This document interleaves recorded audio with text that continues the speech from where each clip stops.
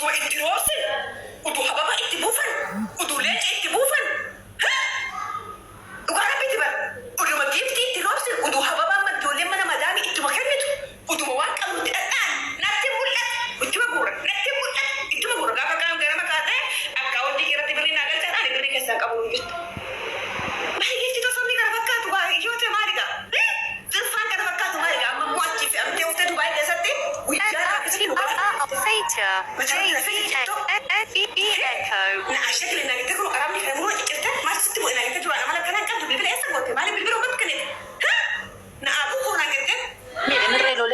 Gasti cufsiise dhugaa rabbii irratti dawalee kinoo gamee bidaa kotta deema araarsaa keessaa uummanni wali araarsulleen barbaadu beeta uummanni wali araarsulleen barbaadu fooloo sassaabachuu barbaadu ati dhanii yeroo ayyuu ati akka hin dubbanne maalis hordofaan gisee hunda sii galee atoo maan dubbanne ammisxira sii gabbaasaa isaa qofa jette. Mistirri maalidha maadha inni tolchite abbaa barbaadde wajjin arftu mistirri maalidha kan gadi guuradhani beeka ka'umsa isaan irratti ol dolan dhagee jira. Abbaa barbaadde jaalatte ani raas dhoguu hin danda'u. Oota abbaa barbaadde dhungatte mistira hankee gabbee haasa'uu hin danda'u.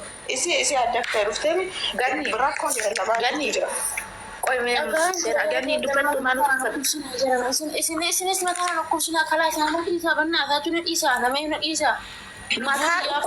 Mataa dhukkubbii miti laa situu saboo irraa gate sikka fana ofirraa fuudhe dhugaa ibaanii fasitti maal hachi dhattee immoo maaliif iccitii kee namatti matta hin bitattu yoo barbaade keessa nu dubbiste birrii ji'a tokko nu dhuqeessarreen jettu yoo tolerree si kennu dadhabde alatti gahuu fee ongoolitti buutanii dhageeyyuu akka ati Dubaay deemte gaarabbi.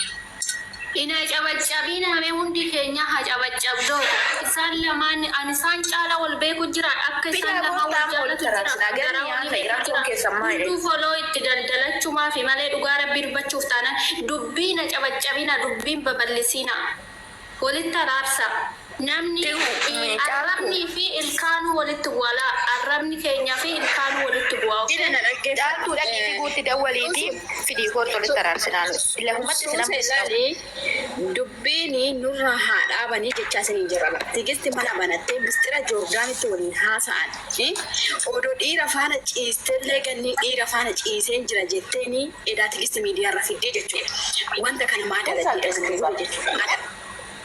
Ani memang jatah sana godan deti gu maarif dubbatti jedhee maarif uummanni Oromoo daraarsinee polisi sasaabii maaliif gammadanii akka ganama leelii birratti haraarsa osin dadhabdan dhaqiitti dawwaliitii fidii kootu caaltu dhugaa rabbii araarsineetu uummata kana lafa taasisu.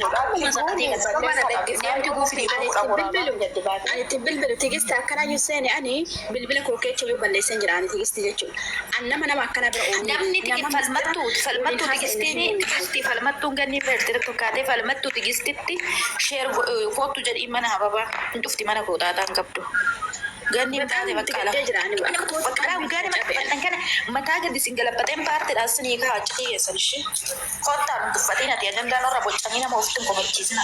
Kottu ganni ol deebii maama. Ababa ajandaa minaamina osoo taane tigisti balleessaa guddaa qabdi jechuudha. Namni waan san hunda waliin dabarsee jaalatee iccitii nama gisee wajjolaan iccitii baasuun maaliif barbaachisa? Ishiin akkana kun akkana maal jechuudha?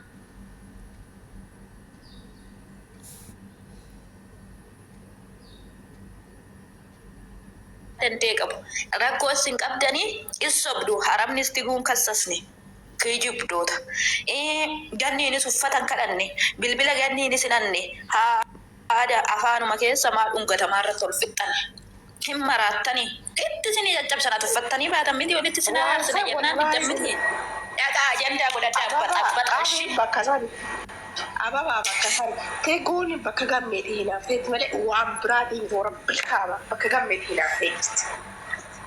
Ani lubbuume wasaappiidhaan keessa mahulaa isaanan qaba. Mahulaa isaanii qabeen asitti muutii irratti qabadhee haraaraman jedhaman ayilee odoonatti ni naggaazadhiin koottaa ol gala. Haraaramaa koottati. Laala dhagee sittan hima dhugaa rabbii sirriitti hubadhee ilaalee ganni balleechaan qabdu yaa Oromoo. Ganni no fufu biyyam deeni dhufte. In qabdi ganniinis balleechaa hin qabdi suusee bakka kamitti sobdee jirti ganniinis. Ganniitti guunana hundi isaanii dubartii sobduu ofirratti hoqusanne boru maqaa Oromoo guddaa godha tokkotti cabda.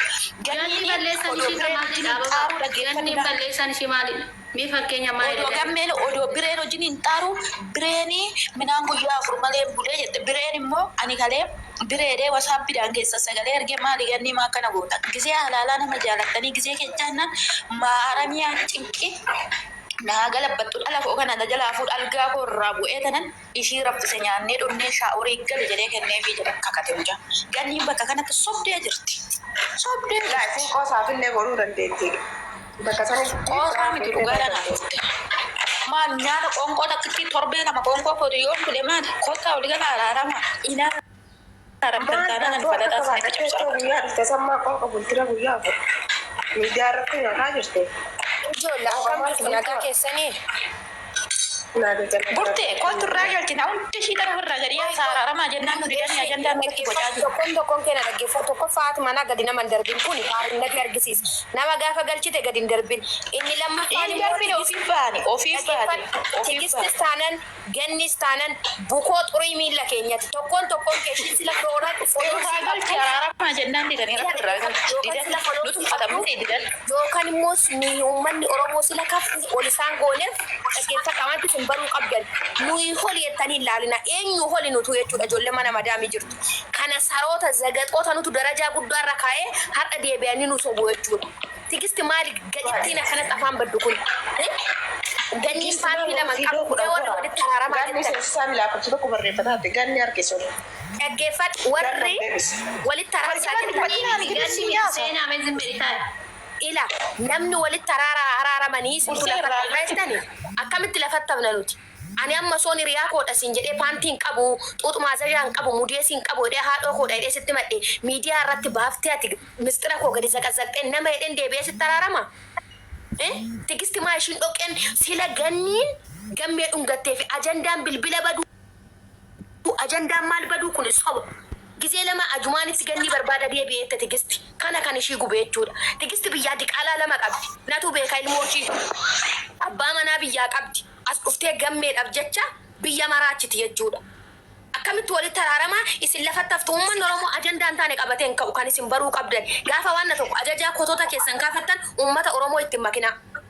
Kan fidate isaanii akka fidatanitti muka fudhatti Burtee ganni wal harkisaa. Burtee haraaraman jedhee tananii lubbuutti immoo ajandaanatti haraaraman jedhee itti dammiti. Itti ganniin sun dubbattee maata miti. Sabni dhiyeessa mataan nu kubsinaa jette miti isinis mataan nu kubsinaa Ganni ol jette. seensisii. dhaggeeffatu amma Ganni miti seenaa ganni miti feekidha. Way maal taate seenaa qoyatu? Kodoo xiqqoo sila qabduufu si tuffatti. Otoo mana mubaarak ta'e. Otoo mana asilii ta'e, otoo mana raachuu ta'e, achi teessee hin qabdu ganniisoo ta'e. Wanti isin jalqabdee fi waggaa torba gadi baasee beektu si gaarabbiti. Irra laalina. Wanti isin nama dhungattee fi nama agartee beektu waggaa torba mana hidhaa keessa turte.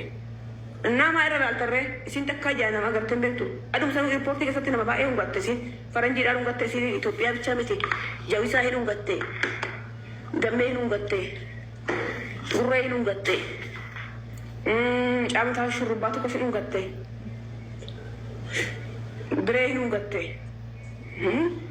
ce'uun kan duuta galtee anana dhungatte hafuurra daaqitee fi maal ijoota ce'uun hoggaa torba maal hoggaa 11 kuwaatar hoggaa 4 hojjette joordan hoggaa 4 ammas biyya biraa hoggaa 11 hojjette badhamu amma gara 15ffaa Dubaayii kana dhufte inshallah si haa milkeessu madaamii nagaatitti si haa qabu mangistiitu amma qilleensa Dubaayii warri Dubaayiitu itti wallaalee o'a Dubaayii suuta gaafa keessumminatii